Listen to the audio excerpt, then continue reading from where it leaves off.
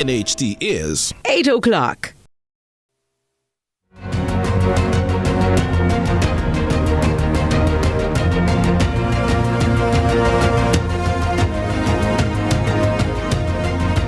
There's been quite the controversy over the Jamaica Teaching Council bill ever since the Senate passed it in the upper house, sending it on to the lower house, the House of Representatives, for passage as it makes its final way through the legislative process to become law. The Jamaica Teachers Association, they even had a press conference to affirm that they do not like what's in this bill. They say it is an injustice given what educators are likely to face given the provisions of the bill. The opposition, PNP, they've also had things to say about the bill, and they've outlined a list of things they say need to change before this bill goes further through the legislative legwork. I'm going to discuss the JTC bill today with the opposition spokesman on education, Senator Damian Crawford, and the man representing the National Parent Teacher Association of Jamaica. It's Lead Story Prime on this Tuesday.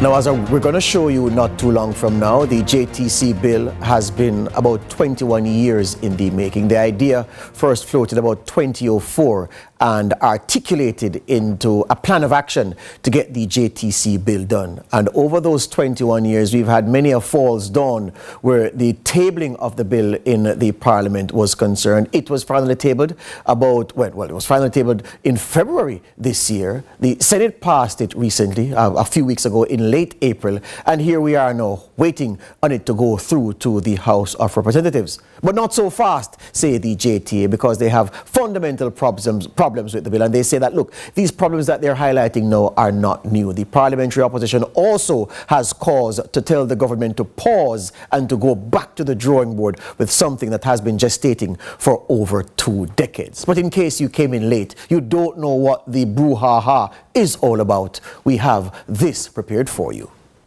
After more than 2 decades of discussions, debates, and redrafting, the Jamaica Teaching Council bill is finally close to becoming law. But not everyone is happy with the current version of the bill. 2 weeks ago in the Senate, Minister of Education Dr. Dana Morris-Dixon described it as a major step forward in professionalizing the teaching sector.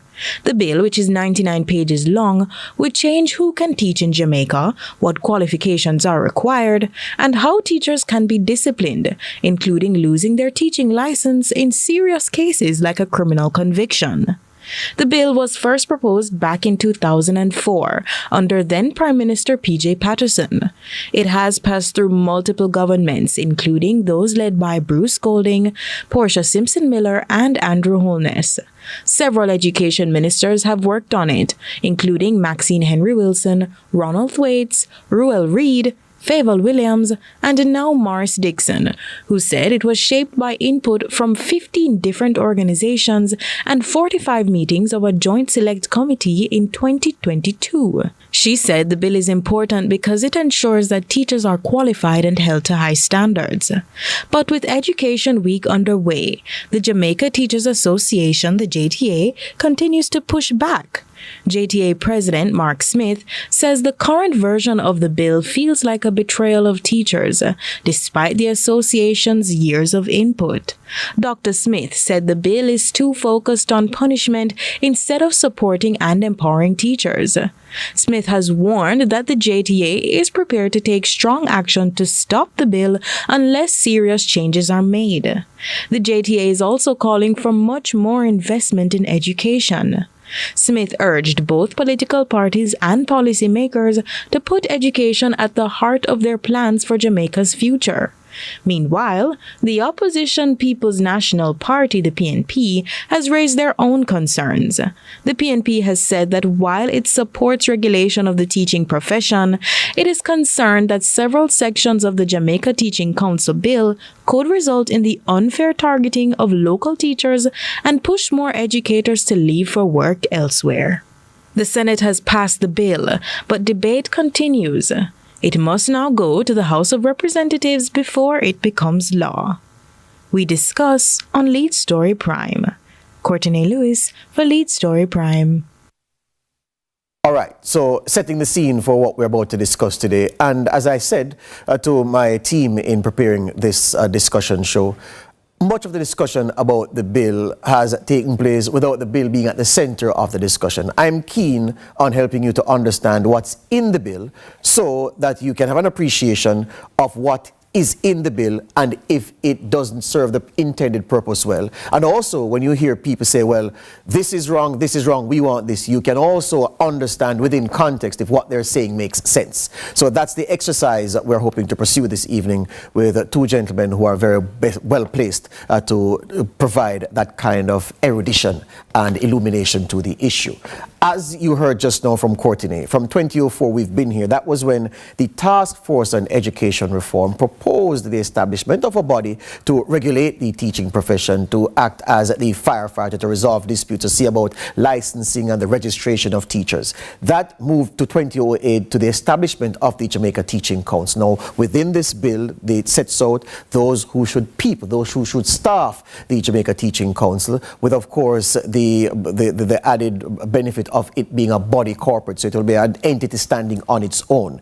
2009 to 2012, drafting instructions and consultations issued as they inched this thing along. Do you realize how much time elapsed between the articulation of the idea and drafting instructions being given? About 8 years. Then 2013-15, review and revision, stakeholder feedback. Now they brought the stakeholders to the table to say, okay, this is what the broad outline of the bill is. This is what we have adumbrated. But what do you want in the bill? What do you think would best suit this piece of legislation? 2013 to 2015. 2017, the Governor General announced in the throne speech, and I know many of you say, well, throne speech is not worth much because the headlines that the Governor General announces at any given time will not be achieved within the legislative year that follows, which is how it's supposed to work. Well, this one would fit into that narrative because 2017 renewed government focus. The Governor General announced that they'd be moving with dispatch to get the JTC bill tabled in Parliament. It did not happen in 2017, but at least a signal was given then.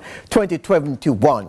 That was when we were told that the draft bill was now with the Attorney General's chambers where it was being reviewed. 2022 to 2024. Now, 2022 was a very important point because this was when the Joint Select Committee was named to examine, well, to deliberate about what should go into the bill. The Joint Select Committee empaneled and put to work in 2022, and that Joint Select Committee worked between 2022 and 2024. Look at the timeline again, 2 years. Then, February this year, the bill finally made its way to the Parliament. It made its way to the upper house. Usually it comes through the lower house, but of course, because the Education Minister is a member of the upper house, that's where it was piloted first, passed, and then going on to the lower house. But this is where it has hit the skids because the JTS say, not so fast. We have fundamental problems with it, and these things must change, or else, as I noted in my opening, they called a press conference on Monday, it was at 1:30, to talk about their objections, and they shared with members of the media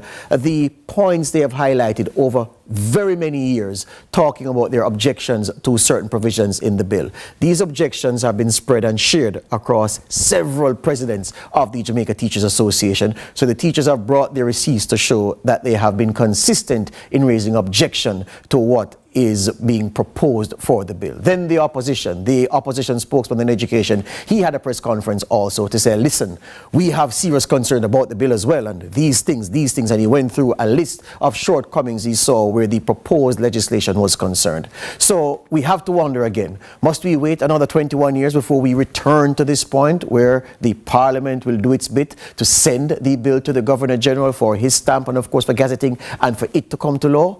That's what we will discuss here in terms of what are the issues that divide the key stakeholders as we move to make this thing happen. Curiously, I must tell you, when you talk to the primary stakeholders, government, opposition, JTA, are primary, are the most primary, you would say. None of those three have any problem with the establishment of a Jamaica Teaching Council bill. But you know what they always say, the devil in the details. Break time, back with more after this.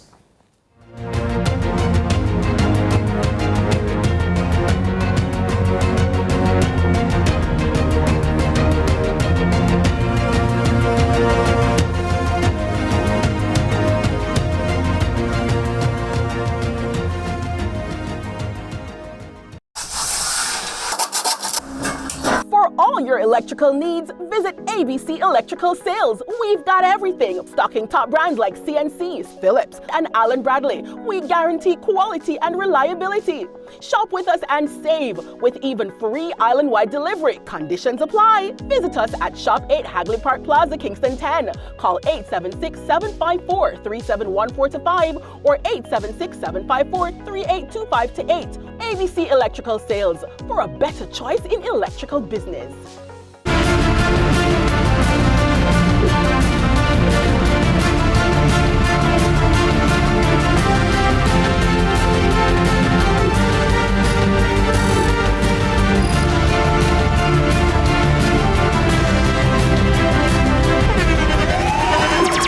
The internationally acclaimed On Stage with Winfred Williams. At a new time, Saturdays at 8 p.m. on CVM TV. So much more than entertainment. So, I'm sure you took her to a doctor, and what did he say? He said that she had a hole in her heart. She's a blue baby. I thought I would find my papa, but I didn't. I found Uncle Jungly instead. I will divorce her. It's what you want. Ganga. Brought to you by Hyundai or Hyundai. In a world where innovation meets tradition, agriculture is evolving like never before. From the latest sustainable farming technologies to age-old practices passed down through generation, agriculture is precious to me. I love the animals. I don't mind getting my hands dirty. I love working. Join us right here on CVM TV every Sunday during news at 7 as we explore the people, the science, and the breakthroughs that are shaping the way we grow, eat, and live. You don't want to miss it. This is Farming Forward.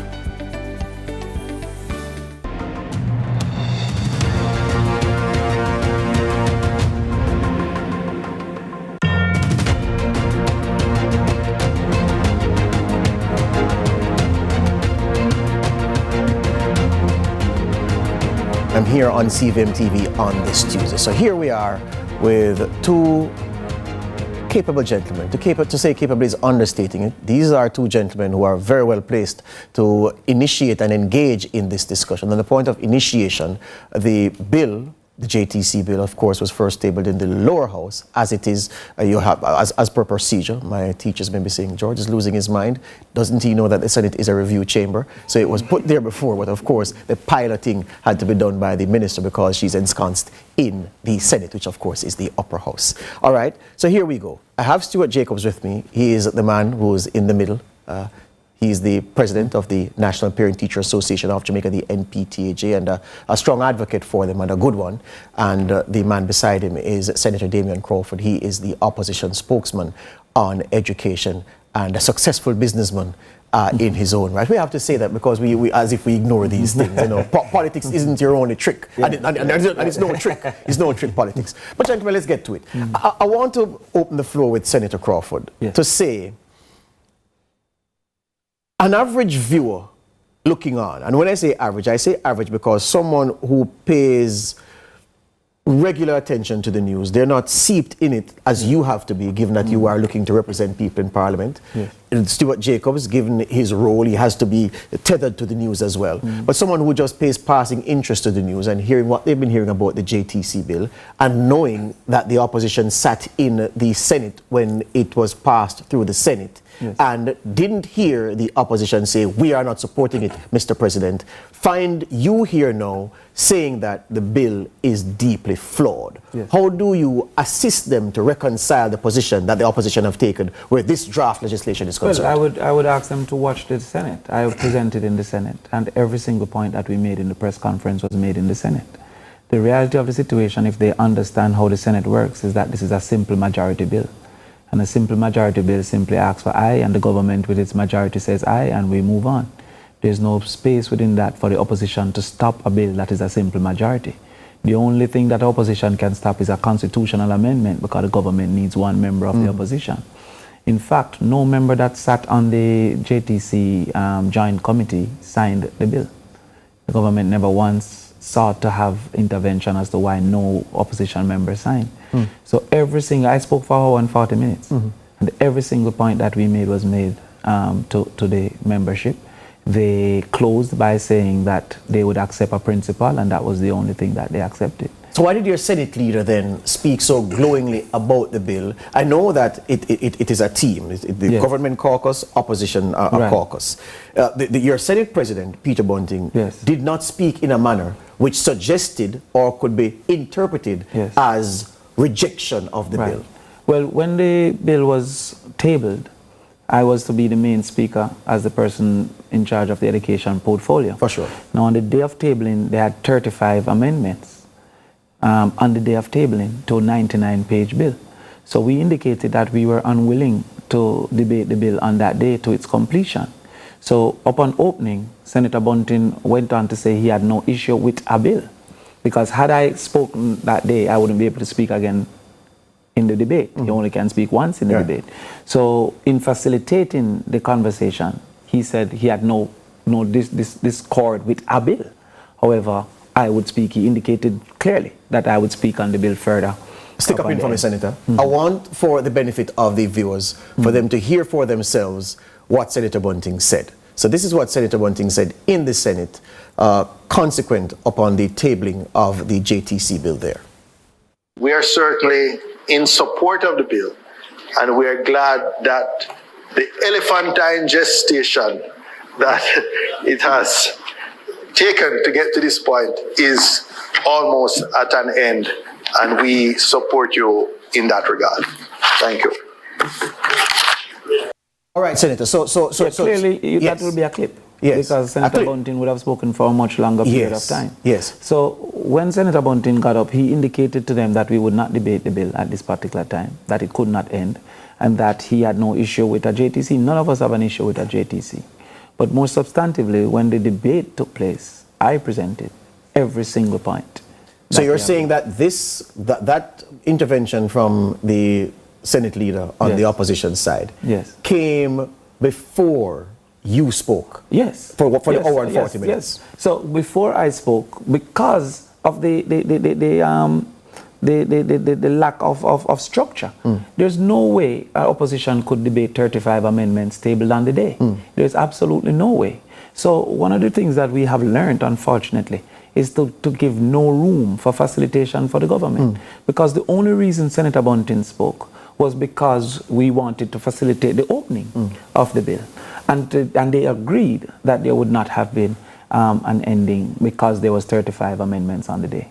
And on the point of facilitating, you're saying the procedure that was being adopted, rather than taking up an obstructionist stance, you just went along with what was happening. To say, listen, this thing took a long time. We are happy to see that we're going to have a teaching council. Senator Crawford will speak on the substantive matters. Hear you on that.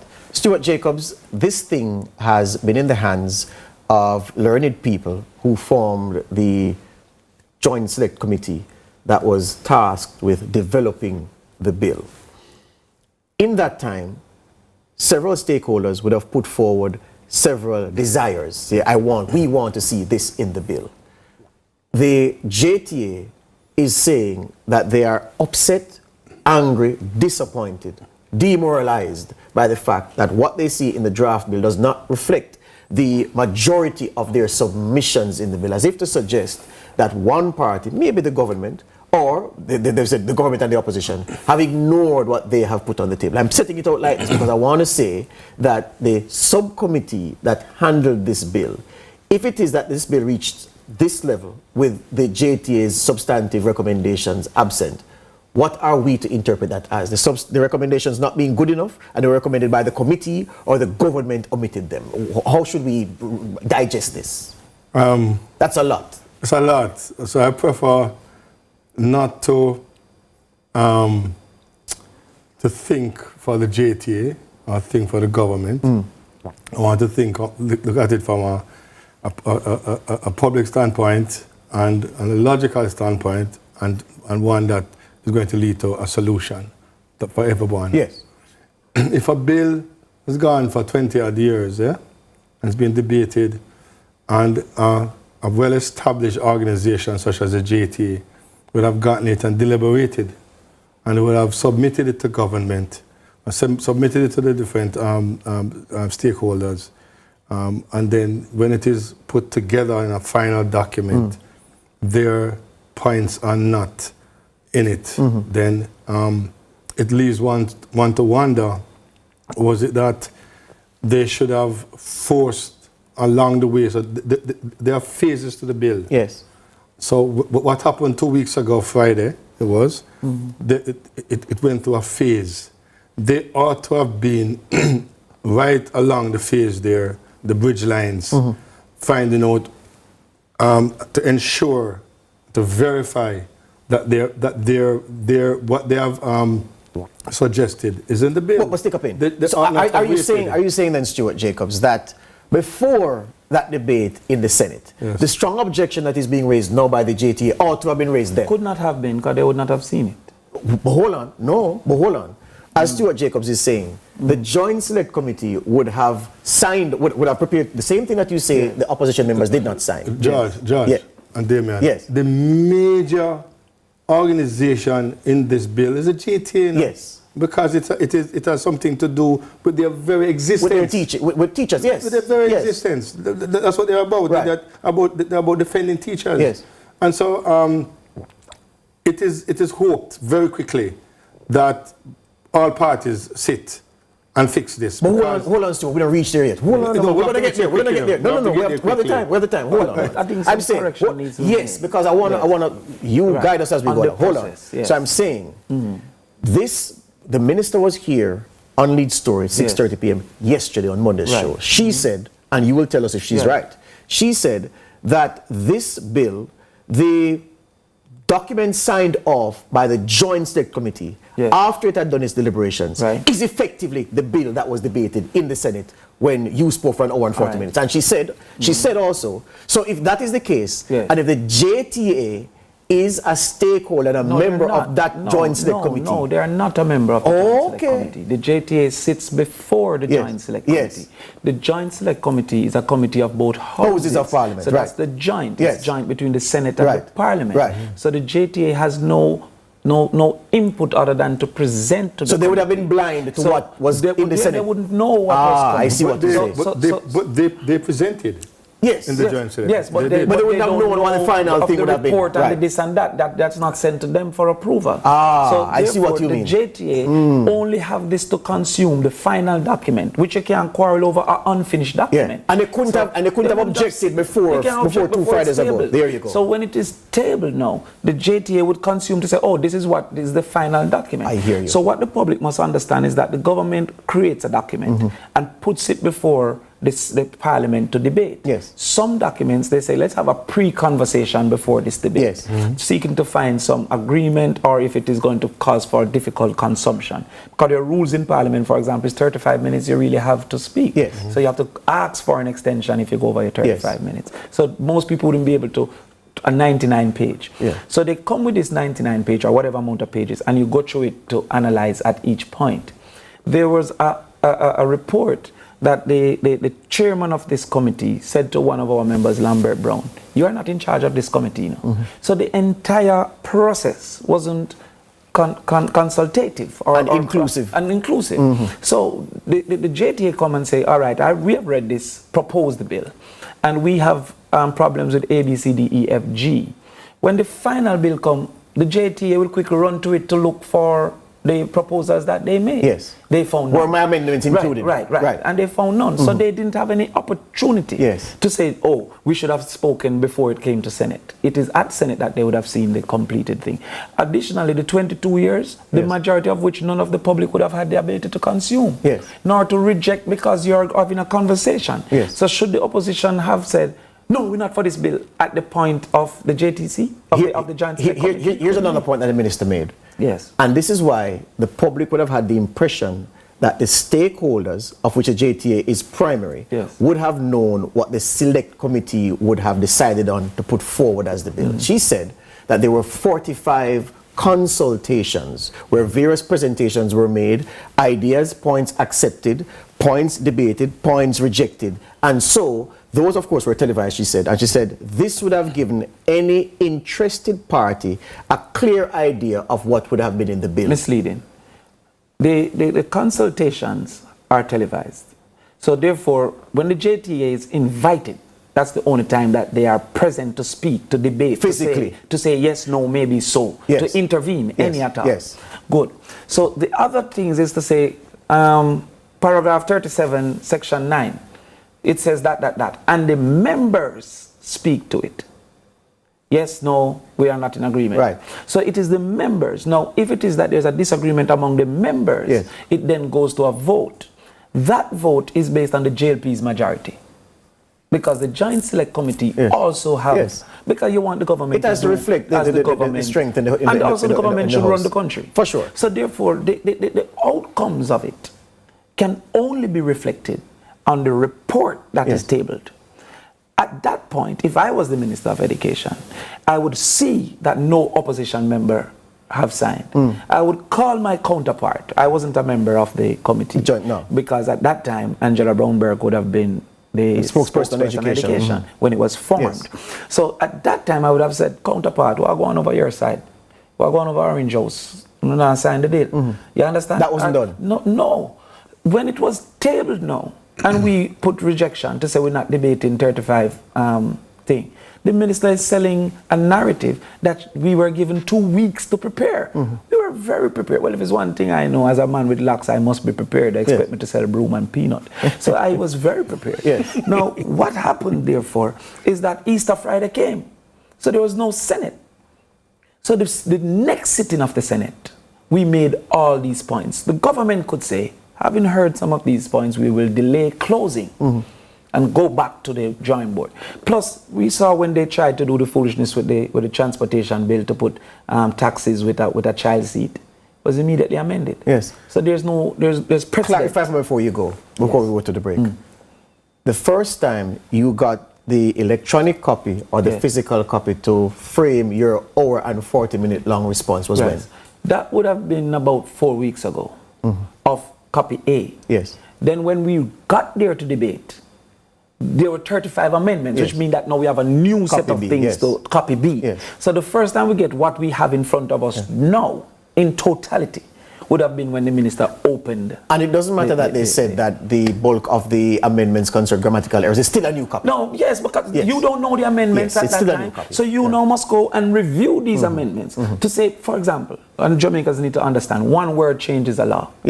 So shall or may changes the law. So if you say shall happen, it means it must happen. If you say may happen, somebody decides. So to say we didn't know what it was. So when we got it, when should we have consumed it? In the 30 seconds in the parliament to debate? So whether or not it was, and some were not, when we consumed it, were not just grammatical or whatever. But the 35 came on the morning. So after 22 years, we were still faced with 35 amendments on the morning. Hear you on that. I have to take the break. Here's the thing. Let me just say before we go that very importantly, what we've heard in this segment from the legislator is that the impression that the Joint Select Committee would have kept all of the stakeholders in tune and up to date and to say, well, this is what we have signed off on. This will represent the bill. Here it is for your digestion. That didn't happen. Senator Crawford is saying when the Joint Select Committee completed its work, it did not share that final report with the stakeholders who are not member of that Joint Select Committee, who of course have to be parliamentarians. And so he's saying that the JTA did not have the opportunity to raise the objections it is raising now before that Senate debate, because of course it would not have been in position to see what the government intended to pass into law as the Jamaica Teaching Council. Have I got that part You would right? have gotten that. All right, we take the break here on Lead Story Prime. Stuart Jacobs, more from him, the other KC man on the panel, after this break.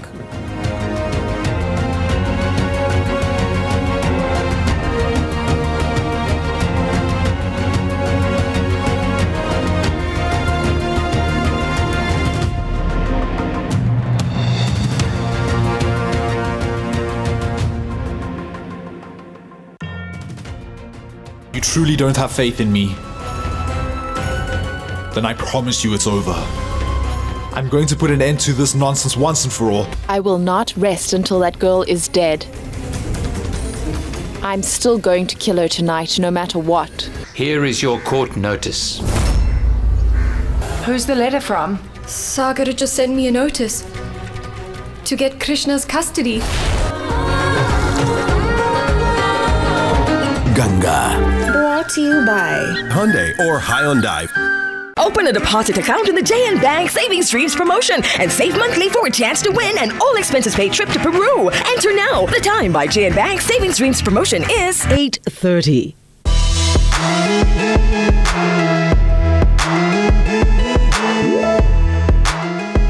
Oh yeah, I think I remember when Mom took me to get my vaccine. She said that if I didn't get it, I couldn't go to school because if I had a disease, I might give it to other people. Yeah, what was that one vaccine called again? Something? I think it's called HPV. Right, I remember when we had to get that vaccine, and I thought it would be scary, but it wasn't. Just one quick joke, and that was it. Nothing changed. And we got to meet with our friends at school after. Yeah, and for me, honestly, it was just this really cool mark I left on my arm. Routine childhood vaccines are required for all children living in Jamaica, and that is to prevent themselves and the rest of the population from vaccine-preventable diseases. Ensure that your child gets immunized.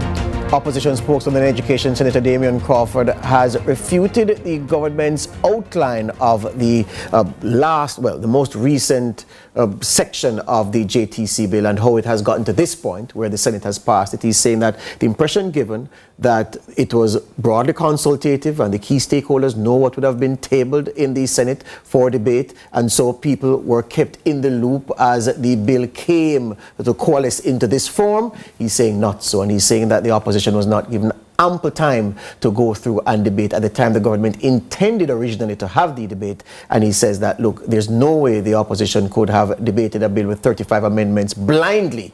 And so they took the approach they did. He spoke for an hour and 40 minutes, and nothing he said at the press conference criticizing the bill in its current form. He said it was nothing original because he had already said it in the debate in the Senate. Stuart Jacobs, the NPTAJ president, is with me. So we go to the next phase now, Stuart. You've been keen from the first minute to talk about solutions, but we're not there yet. I want to ask you, based on what you've seen in the bill and what you've heard from Dr. Mark Smith on behalf of the JTA, what are the most injurious, potentially injurious parts of the bill as you see it? And what aspect of the bill are you very satisfied with at the moment?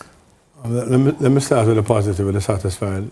Is that it now creates that document that will guide, even further guide the teaching aspect, the deliverance of teachers. It also creates for me that outline that will certainly make teachers accountable, let the profession itself go where we as parents we'll feel that we're getting even more from the product on a daily basis. But I have and like Dr. Smith, as with the bill is the cost, the price that you have to the teachers would pay for a breach, and when it is compared to other councils like legal council, nursing council is far from that. You mean general legal council? General legal council. Yes. And then it has elements to it that would need for us to look even closer at as to the makeup of the was it 17? Yes. Of the JTC. JTC. 31 of which the teachers have 6. Of 6. Yes. I think if you are going to be judging me and it's my council then, I need to have at least 2/3. I would say close to that. That it gives me more stake in that bill, because when you look at the other councils, similar professional councils, they have the majority there because they are looking out for their interests and at the same time guiding the process that will make their profession. Because there's no doubt about it that teachers want to make their profession more scalable. They want it to be that more lucrative for everyone. So the teachers are going to look out for the profession. Yes. And the JTA continues to do that. Yes. Nobody can doubt that. Yes. I just can't imagine our teaching landscape without the JTA. Yeah. Well, there's no landscape without the JTA. There's no landscape without the JTA. There have been a formidable rock. Yeah. Of ensuring that teachers are well taken care of. The stakeholding of teachers is kept in the middle of the front. And remember, the JT is a union. Yeah. So we're going to be defending the teachers. So you're saying that the quantum of the fines for breach is too high. One. It's too high, and at the same time, it doesn't allow for a phasing of breakdown as to first offense, second offense, third offense. That could be argued to, and that's something. So I just want to establish the objections you have. So the fines and the way the fine is designed to be applied. That's one. Yeah. Then two, you say the fact of the composition of the Jamaica Teaching Council, where it is that there's a disciplinary matter and a teacher is to be judged. Yeah. You're saying that the composition of that judging panel under the JTC is weighted against the teachers. You're saying that too few teachers are on it, as outlined now. Yes. You want more teachers on that representative group to deliver a verdict on a teacher's future effectively, is what you're saying. And if I can put it here that there is a strong presence of PTAs, of parents within the whole framework to look at possibility of entities such as ours, as the NPTAJ, to be a part of that. Because we work so much in tandem with the JT. We have the same interest on a daily basis, and that is our children in school. Senator Crawford, how would you modify the fine structure as outlined in this bill? Extreme modifications, because there's risk to the system, there's risk to the school's autonomy, there's risk to the teacher itself. So the only risk is not to the teacher. And earlier you said you're focusing on what is in the bill, but there's also a need to see what is absent from the bill. But don't give me what is absent. Tell me the fee structure first, and then we'll get to that. The punitive nature the punitive nature of it is extensive. Yes. And not just in the fees, but in the approach. For example, double jeopardy is possible. A person can report to the board and not being satisfied with the outcomes from the board, make the same report to the JTC. In spite of the board having ruled on it. The second thing is the ease. I don't have the right to face my accuser.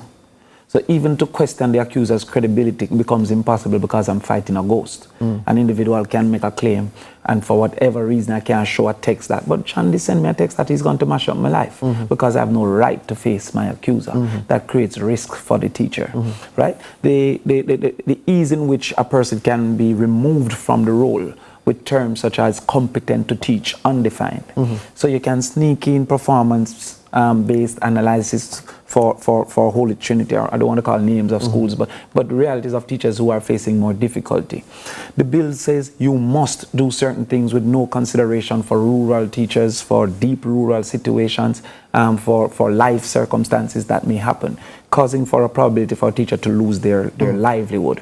So the general punitive nature of it creates a situation where we don't have a council but a teachers income. I heard you make a point. I heard teachers income. I heard you make a point that the provisions of the bill appear not to have been crafted based on the realities in Jamaica, but taken from another jurisdiction and applied here. And not just the realities. And I heard we said we want to hold teachers accountable.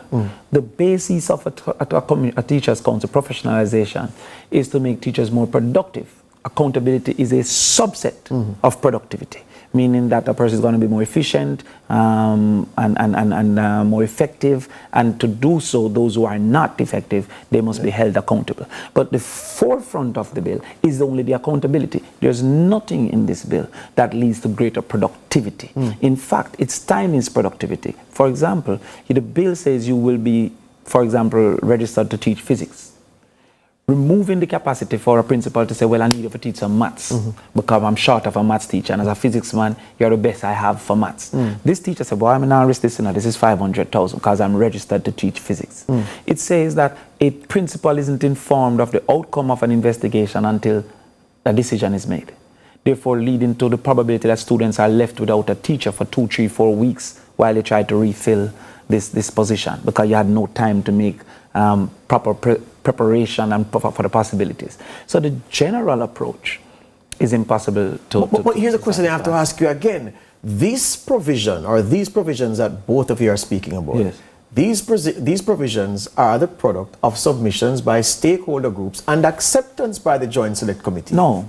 No? I'm saying to you that a bill was prepared and put before the Joint Select Committee. So the Joint Select Committee is reviewing a previously prepared bill. So you're saying, hold on, very important point here. I want to get this clear. You are saying that it is not a case where the stakeholders come and submit with this a green field. No. And the stakeholder, the GSC says, yes, we'll take that. No, there's not a green field. You have this proposed bill that you're putting forward, and you put it in front of this Joint Select to review this proposed bill. It's not a green field to say, all right, we're starting a JTC, guys, come and tell me what you'd want in it.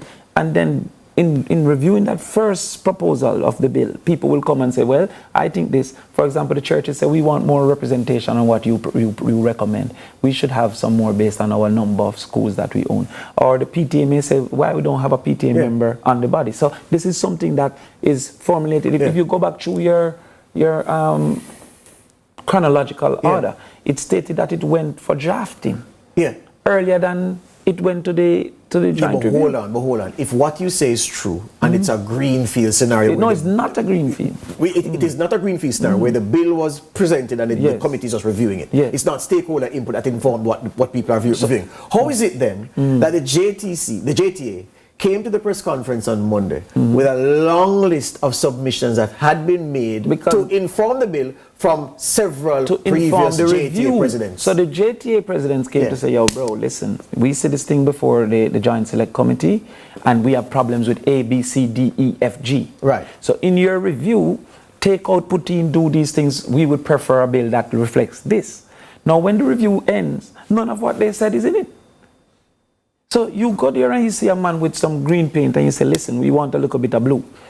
And he say, all right, I'll think about it. And then when it comes to total green, so you're saying no blue is in it? So what they're saying is in the review, in their recommendations, having seen Bill 1, Ground Zero Bill, none of their are not sufficient. But I'm up on the break, but Senator, you have to pardon me again because I have to nail this down. And you're as a legislator, we're taking you at your word. Yes.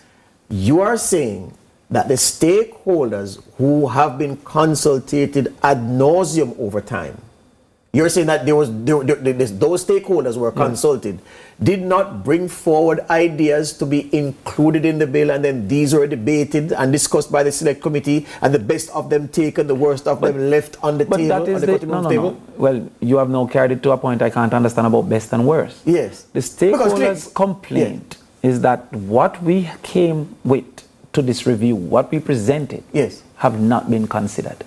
That is their grievance. Not that they weren't spoken to. that what they presented have given no consideration. No, but again, when you say no consideration, so there it is. I think we're back where we started, because I'm saying the JTA would have made several submissions over time. Yes. And those submissions would not have been taken in, which is the grievance they have now. Yes, but I did, the impression I was getting from your answer was that there was no need for any stakeholder group to make any submissions, because there was a draft bill in front of the committee already that they were just going to go through and endorse. No, listen. The draft bill is for review. So the stakeholders are making comments on the draft bill. Yes. And those comments are supposed to be taken under consideration. That is to educate the persons who are on the joint select committee. We have to straighten this out. Well, I think you'll straighten it out at this point. I hope the viewers at home understand what it is that I was trying to tie down. This is Lead Story Prime here on CVM TV.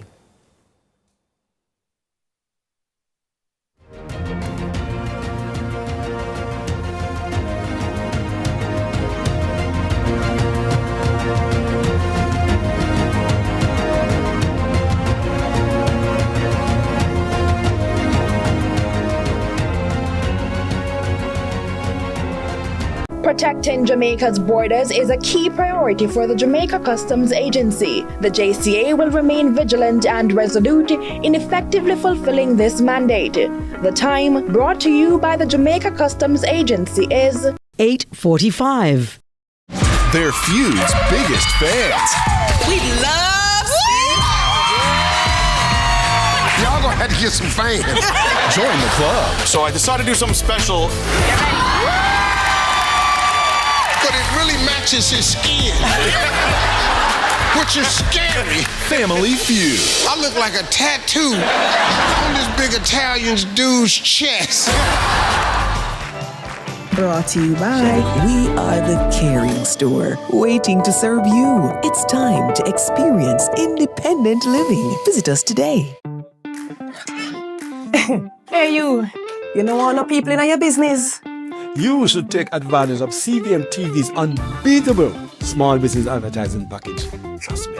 And get your goods and services in front of your customers today. For $150,000, you get a high-quality professional commercial. Plus 20 prime-time commercial spots. That's massive exposure at a fraction of the cost. Including on the #1 morning show in Jamaica, Sunrise. So don't wait. Call us on 658-208-5377 and see your business goals happen right here on CVM Television.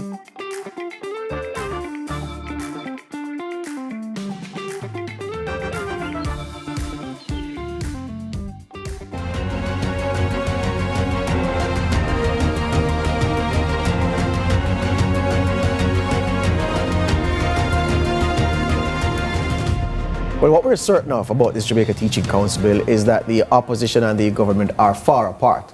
The JTA is also very angry and is very much separated from what the government has in draft stage, looking to push through the parliamentary process to get it passed into law. I have Senator Damian Crawford with me. He's the opposition spokesman on education.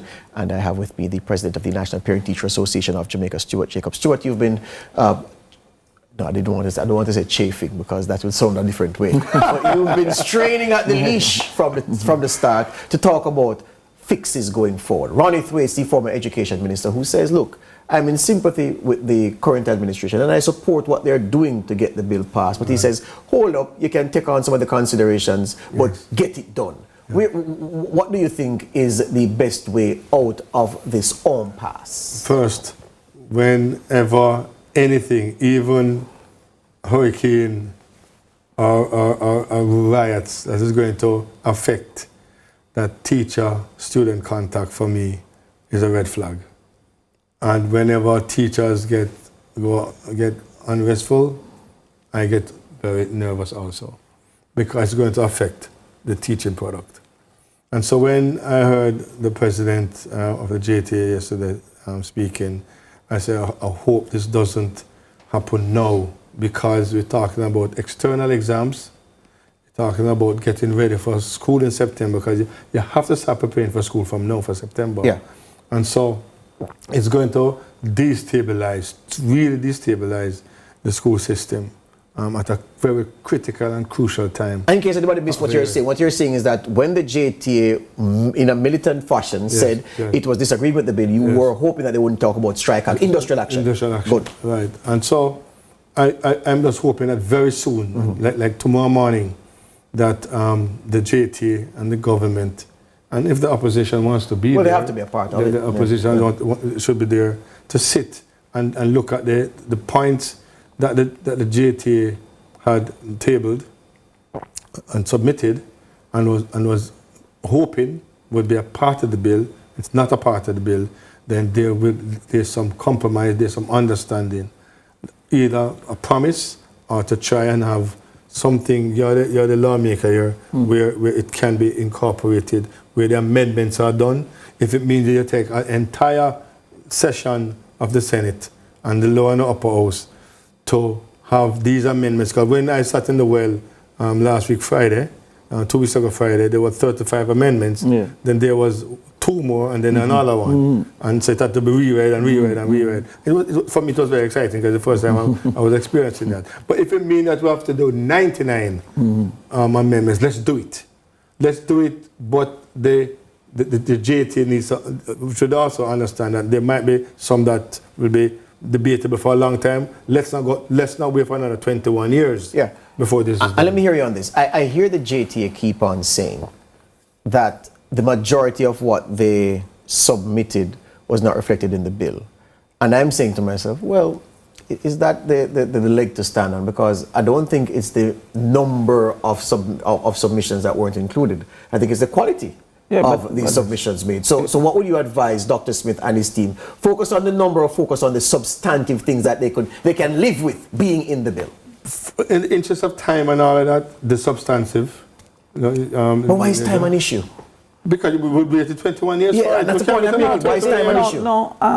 I'm coming to you, Senator Crawford. We can't wait another 21 years. Listen, it cannot wait another 21 years. Time, though, is going to make it perfect. Yes. And everybody is in agreement with it. But most importantly, that the bill, nobody is saying that the bill isn't needed at this time. Yes. But the bill is effective as it is meant to I've never seen a perfect bill in my life. As a legislator. Now listen. Yes. The inefficiency of government cannot be held to the feet of the JTA. The 22 years had nothing to do with the JTA's responsibility. That was the government's responsibility. Successive governments. Yes, as Dr. Smith that's why I said governments. Yes. Right? Responsibility. The PMP withdrew it because we found that we were not at the point that the teachers were willing to accept and agree. Right.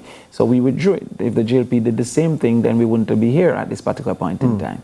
Now, what is it that we need? Instead of a flawed history lesson, because that's what the minister have been given, a flawed history lesson. Indicate what aspects of the JTA's or the opposition recommendations you disagree with. I've not heard that. I've not heard from the minister that, okay, they say there should be a fund for legal representation for the teachers. We disagree. She says she can't answer that question. Why she can't answer that because question? She has not gotten in writing a list of what the JTA has concerns about. She says that they have a monthly meeting and that meeting is due, I think, next Wednesday. What she said last night. And that she says hopefully that meeting they'll come and say, Minister, these are the issues. Well, we will send a letter from the opposition so that the minister, because we don't get a lunch, but we'll send that letter from our opposition as to what. The minister's duty is to say, because the media is consuming it. I don't get an official letter, so I can't answer. It's a ridiculous response, I must admit. Right? Because the minister has been responding to me on radio, so therefore I didn't send an official letter. The minister can rest. The minister responded to whether there will be a cost for registration, that she has already decided at first there will be none. So she can't pick and choose which one she would respond to. Right? At the end of the day, you need to act quickly then, because you don't have to wait for the month to come. You could call this meeting tomorrow. Well, she said the meeting is a weekly, it's a monthly meeting that's due Wednesday. No, we don't have to wait till Wednesday. We want it now. Right? So tomorrow Wednesday? No. Okay. I think it's, yes. She said it on Monday, so I think it's tomorrow Wednesday. Tomorrow Wednesday. Good. So we need to hear after tomorrow Wednesday the ones that she disagrees with, that the government is unwilling to relent, and the ones that they believe is foolish. I've not heard the ones that the government believes is unnecessary. To her credit, she has said, Senator Crawford, that she's willing to listen and to see, from the JTA's perspective at least, what it is that they are angling for and to see how it can be accommodated. No, well, I don't know how that is to her credit. Yeah, it is, because she could have said that they're pressing on. Yeah, well... yes, she could have, because Okay, well, we will wait to give the credit when we see if they're pressing on or not. You understand? I won't buy the Digicel or the flow at this time. The point I'm saying is this, that outside of just the JTA, the bill itself had clear flaws, or flaws that people have suggested to exist. The minister should consume those suggestions and say, I disagree or I agree, because that is within our purview. Is it flawed to the extent of ripping it up and starting afresh? Or No, just, I don't believe it has to be started afresh. We have highlighted what we have concerns over. The JTA has highlighted the volunteers. For example, you know that they said a volunteer have to be ad hoc, otherwise they must be registered. So I volunteer every Saturday at Charlemont High School. They're saying I now must go and register as a teacher, get professional development continuously, pay a fee or whatever that it might be, to go and volunteer for 4 hours, because somehow you say that ad hoc is a part of volunteering. So as the shadow minister of education, guide us away from you. You have a minute. Guide us away from this impasse. So just formalize it now. What would you do? I would love to have lunch with the minister personally, to indicate where we are from a political standpoint. And then I would love if you would have a joint meeting with the JTA to indicate where they are from a stakeholder standpoint. But let us not forget homeschoolers who are also under this bill. Let us not forget private institutions who are also under this bill. If you're teaching SATs, not local education, not local exams, you're teaching for the SATs, this is asking you to come and register. So the first thing you do, you want lunch with the minister to outline your concerns. Just because I have a lot of time for in and bring the JTA to the table as well? Yes. Well, at first you need the two political entities to say you need that agreement first. An agreement, because what you don't want, especially at this season, is for there to be an automatic disagreement. So let us sit and say, this is what I'm saying. This is what we have had a good relationship. What are you saying? What are we saying? Then we come and sit together with the JT and say, okay, this is where we are. Then we sit with the other institutions, because it's not, JT is the largest, but it's not the only. Yes, and then we make a solution. Stuart Jacobs, the bill, you said ideal. There's no such thing as perfect legislation. He can tell you that from his experience. But you're saying that there's far more good in this bill than bad. You'd agree? Yes. And you don't think the end is far in terms of an agreement that everybody can be reasonably happy with if everybody's not elated? I think good sense should prevail. Yes. And we can have a smooth end to this, where everybody smiles and look forward to September. All I'll say is that if we've been waiting since 2004 and we are here where we have a document now arguing over, I'm liking where we are, I must tell you. I do believe that the JTA have a serious growth. I usually take very, with some skepticism, JTA. It's good to see them agitating for something other than pay. I really welcome that under the leadership of Dr. Mark Smith. It's to their credit, and I want them to keep the channel open to the minister. The opposition, they have a crucial role to play, because whatever happens in September, it could be them that's having charge of this JTC bill in its working form. So we need the stakeholders to come together and get this thing done. But I'm happy with where we are. We're not arguing over an idea about a JTC bill. We're arguing over a JTC bill. That's progress. That's been Lead Story Prime here on CVM TV on this Tuesday. Thanking Damian Crawford, thanking Stuart Jacobs, the two men from North Street, the famous Purples. Them famous and big schools, you can't deny them, yeah? And thanks to my team on this evening. Fan Central is up next with Orville Higgins.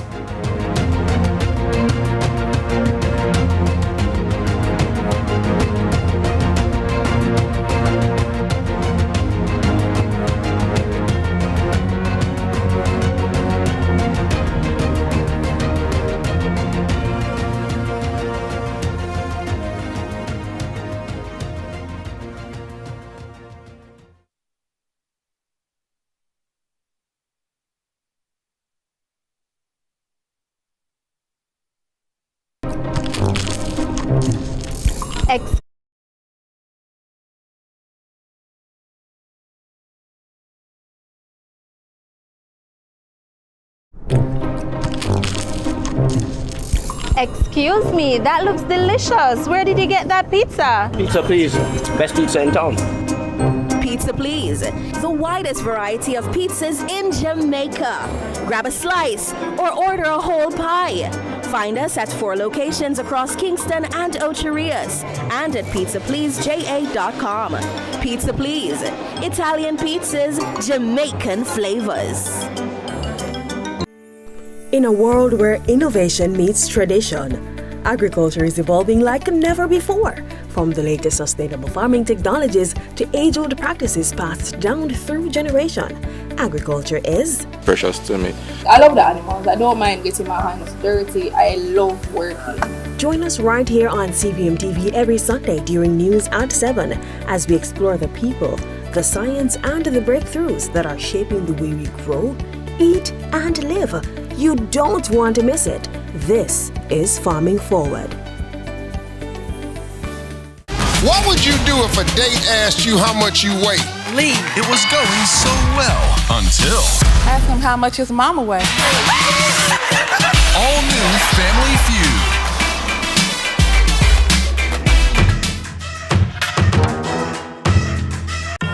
From politics to global events, from social issues to breaking news, Lead Story Prime dives deeper, cuts through the noise, and uncovers the stories that shape your world. Join us every Tuesday at 8 p.m. for Lead Story Prime with me, George Davis, for an hour of incisive analysis, expert interviews, and unparalleled coverage of the issues you care about.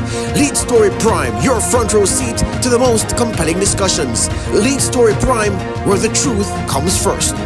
Only on CVM TV.